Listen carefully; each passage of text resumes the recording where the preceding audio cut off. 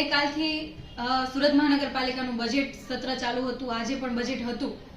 ગઈકાલથી અમે જોયું તો માનનીય મેયરશ્રીએ એક 10 મિનિટની મર્યાદા બાંધી દીધી કે સુરત મહાનગરપાલિકાનું કરોડોનું બજેટ છે એ વિષય ઉપર 10 થી 15 મિનિટ ચર્ચા કરી શકશે, વધારે સમય ચર્ચા નહીં કરી શકે.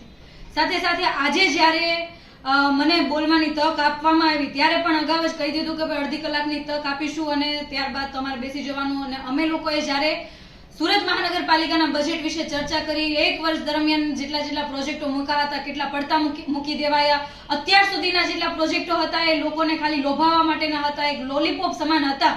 એ તમામ પ્રોજેક્ટોના નામ સાથે જ્યારે વિગતવાર માહિતી સભા સમક્ષ અમે મૂકી તો એમનાથી સંભળાયું નહીં. સાથે સાથે જ્યારે બીજી વાત કરું કે સુરત મહાનગરપાલિકા દ્વારા કરોડો રૂપિયાના જે કાંડો થઈ રહ્યા છે, કૌભાંડો થઈ રહ્યા છે, જેમ કે કચરા કાંડ હોય, જે પોતાના માનીતા વ્યક્તિને ડબલ ભાવે કરોડો રૂપિયાની નુકસાનીમાં, સુરત મહાનગરપાલિકાની નુકસાનીમાં માન્યતાને કોન્ટ્રાક્ટ આપી દેવાની વાત હોય, કે પછી બીજા કોઈ પ્રોજેક્ટ હોય, વર્લ્ડ બેંક પાસેથી કરોડોની લોન લેવાની વાત હોય, કે પછી બોન્ડ બહાર પાડીને પૈસા લેવાની વાત હોય, આ તમામ જે આખી વ્યવસ્થા જોવા જઈએ તો આવનારા સમયની અંદર સુરત મહાનગરપાલિકા દેવાળું ફૂંકી દે એવી પરિસ્થિતિ છે. હાલની પરિસ્થિતિ પ્રમાણે જે રેવન્યુ ઇન્કમ છે અને એની સામેના ખર્ચા છે એમાં સૌથી વધારે ખર્ચ મહેકમનો છે. મહેકમનો ખર્ચ 51% અત્યારે ઓન પેપર બતાવે છે ને હાલની પરિસ્થિતિમાં મહેકમ પૂરતું નથી. એની ઘટ આંકડાકીય માહિતી સાથે જ્યારે સભા સમક્ષ રજૂ કરી તો અમુક સભ્યો દ્વારા એવું કહેવામાં આવ્યું કે ભાઈ તમે આનું સોલ્યુશન આપો, XYZ, અને કોઈ પણ વાત સાંભળવા તૈયાર નહોતા.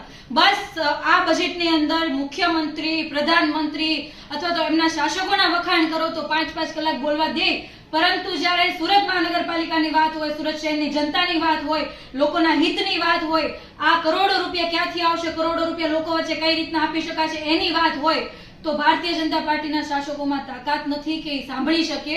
જેના કારણે વાત સાંભળવાની તો દૂર રહી પણ અધૂરી વાતે બેસાડી દેવામાં આવી. અને સાથે સાથે જ્યારે માનનીય કમિશનર શ્રી બોલવા ઉભા થયા ત્યારે અમે લોકોએ વિરોધ નોંધાવ્યો કે જે કમિશનર પાસે અમે જ્યારે જનપ્રતિનિધિ હોય, ચૂંટાયેલા પ્રતિનિધિ હોય, લાખો લોકોએ અમારા પર વિશ્વાસ મૂકીને અમને મત આપ્યા હોય, લોકશાહીની અંદર પ્રતિનિધિ જ્યારે કોઈ પણ પોતાના વિસ્તારની ફરિયાદ હોય કે XYZ કંઈ પણ રજૂઆતો કરવા માટે કમિશનરને પાસે જતા હોય તો કમિશનર પાસે વાત સાંભળવાનો સમય નથી હોતો, ફોન ઉપાડવાનો સમય નથી હોતો, એમનું વર્તન યોગ્ય નથી હોતું, કામગીરીમાં કેટલી નિષ્ફળતા છે અંગેનો આખો રિપોર્ટ ત્યાં સભા સમક્ષ અમે રજૂ કર્યો ત્યારે એમનાથી બોલાયું નહીં અને અડધી સભા છોડીને જતા રહ્યા. પછી જ્યારે બોલવા આવ્યા ત્યારે અમે એટલી જ ખાલી વાત કરી કે શાસકોનો તો અમે વિરોધ કરીએ છીએ, આ બજેટનો પણ સખત વિરોધ કરીએ છીએ, સખત શબ્દોમાં વખોડીએ છીએ, કારણ કે સુરત મહાનગરપાલિકાએ તમામ પ્રતિનિધિઓ, તમામ લોકોથી અને તમામ લોકો જે પૈસા આપે છે એનાથી ચાલતી જે સુરત મહાનગરપાલિકા હોય ત્યારે આમ આદમી પાર્ટીના કોર્પોરેટરોએ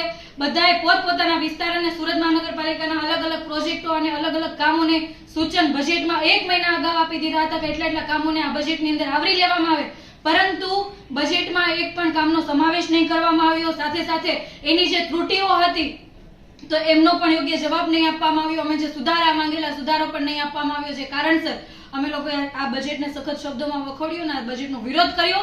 અને સાથે સાથે માનનીય કમિશનર શ્રીને પણ એ બોલવા જ્યારે ઉભા થયા તો એમનો પણ અમે વિરોધ કર્યો અને અમે એના પ્રત્યે અસહકારની ભાવના પણ એમને બતાવી છે કે જો આવું નવું વલણ રહેશે તો કમિશનર પાસે અમને સાંભળવાનો સમય નથી તો અમારી પાસે પણ એમને સાંભળવાનો સમય નથી. અને એ દરમિયાન અમે વોકઆઉટ કર્યું.